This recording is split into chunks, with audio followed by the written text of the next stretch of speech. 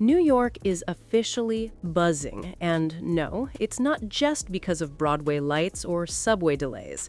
Zohran Mamdani has just made history as the city's youngest mayor in an entire century, and the buzz around his victory is hotter than a Manhattan summer sidewalk. On January 1st, I will be sworn in as the mayor of New York City. This isn't just politics, darling. This is a full-blown celebrity saga. Picture this: campaign rallies that looked more like red carpet premieres, star-studded phone banks, and Instagram stories that could give award shows a run for their money. Let's start with the Hollywood heavy hitters who threw their gleaming support behind Mamdani. Mark Ruffalo, yes, the original Green Giant, the Hulk, wasn't content to just tweet in solidarity. He rolled up his sleeves and joined comedian Ilana Glazer to work the phones during the campaign's final stretch. Imagine calling voters with the guy who smashes villains for a living. Now, that's some serious Marvel-level dedication. And then there was Wallace Shawn, the quirky icon from The Princess Bride, spotted pounding the pavement in the East Village, handing out flyers and chatting up locals like a true neighborhood champion. Who knew the revolution would look this wholesome? Enter Spike Lee, the filmmaker whose name alone oozes New York authenticity. The Oscar-winning director didn't hesitate to make his position clear during an interview with CNN's Victor Blackwell. Why Mamdani? We have to move forward. Have to move forward for equality for New Yorkers to make this, again, the greatest city in the world. He gave Mamdani his full endorsement, praising his message of fairness and equality. Basically, an on-air masterclass in political style with a touch of Brooklyn flair. Meanwhile, comedian Ramy Youssef cranked the support to theatrical levels. Earlier this year, he brought Mamdani on stage during one of his Beacon Theater shows, getting the crowd hyped for what turned out to be a historic campaign. And just when everyone thought that was that, Ramy pulled a surprise move on Saturday Night Live, dressing up as Mamdani himself. Suit, smile, confidence. It was perfection. I can't wait to see it, man. Dude, it was so fun. This is honestly... This is crazy. I love you, man. Love you, brother. I appreciate you. Bowen Young joined the hype too, flashing a cheeky selfie in a Zohran for Mayor tee like it was the latest merch drop of the season. We're so lucky to have Zohran as a candidate. Let's give him all the support he needs. Let's make New York City more affordable for everybody. Cynthia Nixon, our forever Miranda from Sex and the City and one-time gubernatorial hopeful, jumped on the pro-Mamdani bandwagon early. She proudly cast her early vote, calling him brilliant and young, then told her cult-like following to do the same. Talk about influence. Meanwhile, model activist Emily Ratajkowski went full trendsetter mode, launching the viral Hot Girls for Zohran campaign with a sizzling video featuring the man himself. It is Emily Ratajkowski and Zohran Mamdani. it's election day today. You need to get to the polls. They're open till 9 p.m. What else do they need to know? Go to zohranfornyc.com/vote. You can find out where your poll site is. Text your friends and family because we need everybody to come out. Suddenly, political engagement was chic again, and everyone wanted in. TikTok lit up with clips, selfies, and slogans, proof that Gen Z and millennials might just make civic duty the new fashion statement. Then there's Lupita Nyong'o, the Oscar-winning queen of grace and power, who opened up about her longtime connection with Mamdani. She called him capable, compassionate, and the kind of person who listens.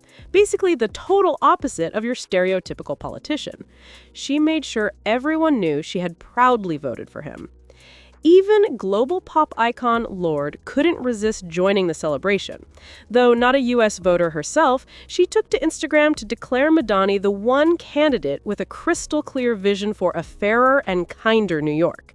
With her cool, poetic charm, she urged her American fans to get out and vote. And honestly, who could say no to that? But wait. Every blockbuster needs its dose of drama, and in this story, that came courtesy of none other than President Donald Trump. Donald Trump. If you want to see what congressional Democrats wish to do to America, just look at the result of yesterday's election in New York, where their party installed a communist as the mayor of the largest city in the nation. Let's just say the reaction from the White House wasn't exactly warm. Mamdani has never been quiet about his stance on Trump's brand of politics, and that has put him squarely against one of America's most polarizing figures. But come on, controversy looks good on him. This is not only how we stop Trump, it's how we stop the next one. So Donald Trump, since I know you're watching, I have 4 words for you. Turn the volume up. Trump, of course, has had his fair share of celebrity feuds, and that list reads like Hollywood royalty. Take Meryl Streep, for instance. Remember her 2017 Golden Globe speech? She called out Trump for mocking a disabled reporter, igniting a media firestorm. Disrespect invites disrespect. Violence incites violence. When the powerful use their position to bully others, we all lose. The internet crowned her a hero, while Trump called her overrated, a comeback that landed somewhere between petty and priceless. You are a rude, terrible person. I am the most overrated and most over-decorated. Then there's Cher, the queen of sass herself, who bluntly declared she's never hated anyone as much. She accused Trump of dividing America, turning disagreements into all-out wars, and confessed she'd probably dance in joy if he ever faced justice.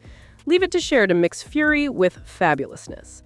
Stephen King, the master of horror, didn't stay in the shadows either. Do you think that the Trump presidency is scarier than a Stephen King novel?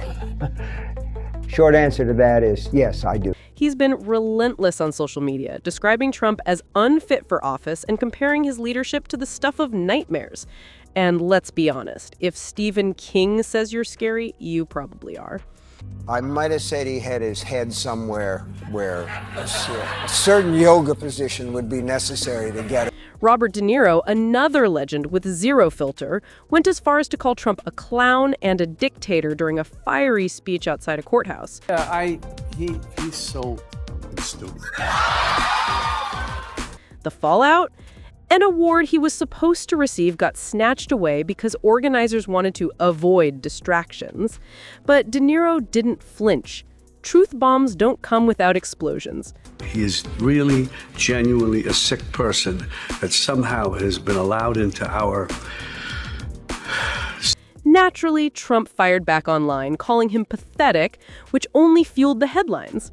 And then there's George Clooney, the silver-haired charmer who always delivers his shade with class.